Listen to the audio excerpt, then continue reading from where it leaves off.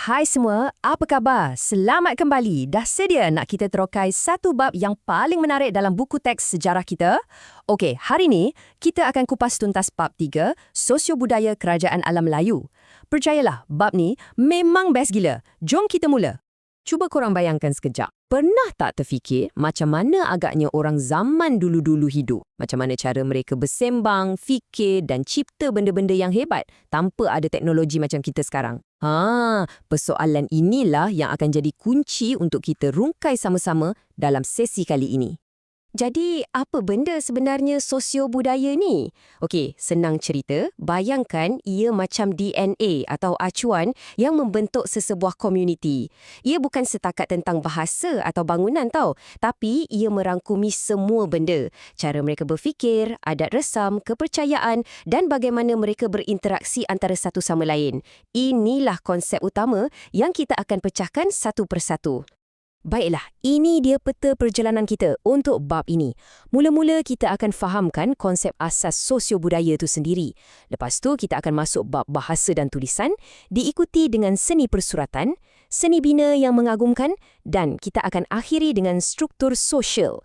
Semuanya tersusun elok, jadi korang boleh follow dengan senang. Okey, kita masuk bahagian pertama, bahasa dan sistem tulisan. Kalau kita anggap tamadun tu macam badan manusia, bahasa dan tulisan ni adalah jantung dan otaknya. Tanpa dua benda ni, mustahil sangat ilmu dan idea nak diwariskan dari satu generasi ke generasi seterusnya. Yang ini tolong beri perhatian penuh. Slide ni ibarat cheat sheet paling penting untuk korang.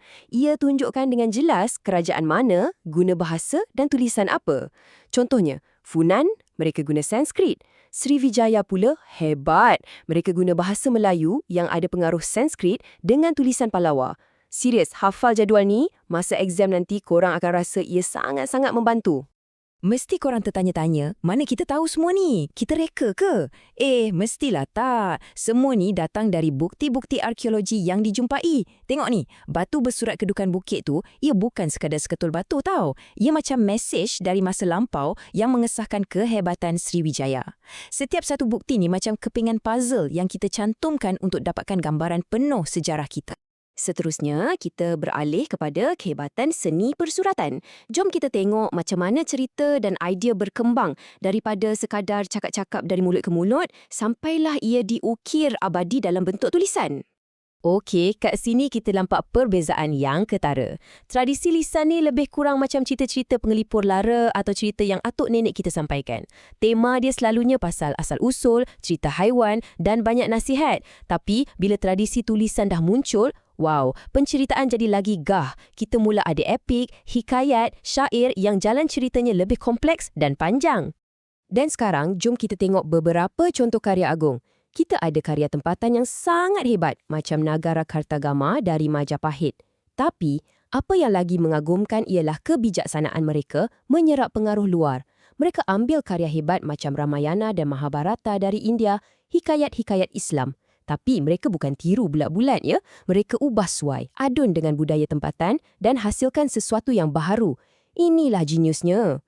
Baiklah, kita bergerak ke bahagian yang saya paling suka, seni bina yang mengagumkan. Yang ini bukan lagi dalam bentuk cerita atau tulisan. Ini adalah bukti fizikal kehebatan mereka yang kebanyakannya kita masih boleh lihat sampai hari ini. Korang bersiap sedia untuk kagum. Kita bukan cakap pasal rumah kayu biasa. Kita cakap pasal kapal besar Sriwijaya yang boleh muat sampai 700 orang. Sistem pengairan barai di Angkor yang sangat canggih untuk zaman tu. Dan semestinya, candi-candi mega seperti Angkor Wat. Ini semua bukan sekadar bangunan. Ia adalah lambang kebijaksanaan, kekuasaan dan kehalusan seni mereka. Jadi, kenapa mereka bina semua benda hebat ni? Ada dua tujuan utama. Pertama, fungsi praktikal untuk mudahkan hidup.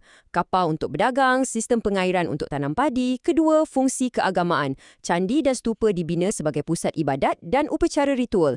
Ini menunjukkan betapa seimbangnya masyarakat mereka antara keperluan dunia dan akhirat. Dan kita sampai ke bahagian terakhir, iaitu struktur sosial masyarakat. Okey, kalau seni bina tadi kita anggap sebagai badan kerajaan, struktur sosial inilah tulang belakang yang memastikan kerajaan itu berdiri teguh dan stabil. Piramid sosial ni sangat jelas susunannya.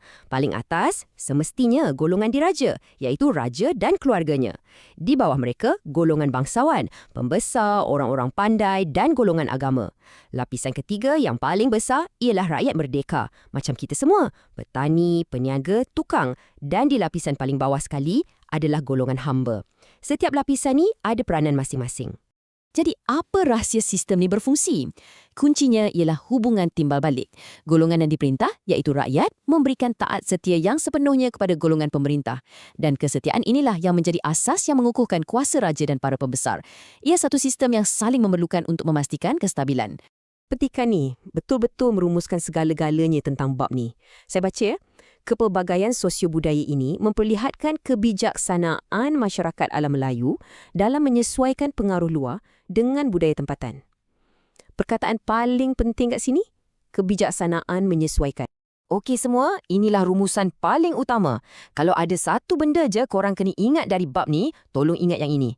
Kehebatan sebenar masyarakat alam Melayu bukanlah terletak pada apa yang mereka cipta, tapi bagaimana cara mereka mencipta.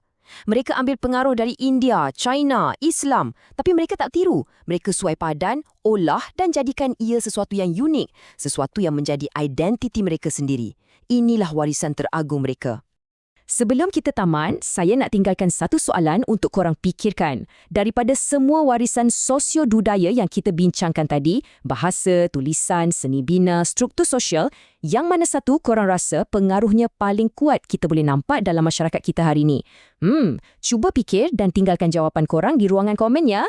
Terima kasih banyak-banyak kerana sudi belajar bersama saya. Teruskan usaha dan kita jumpa lagi dalam kupasan yang seterusnya.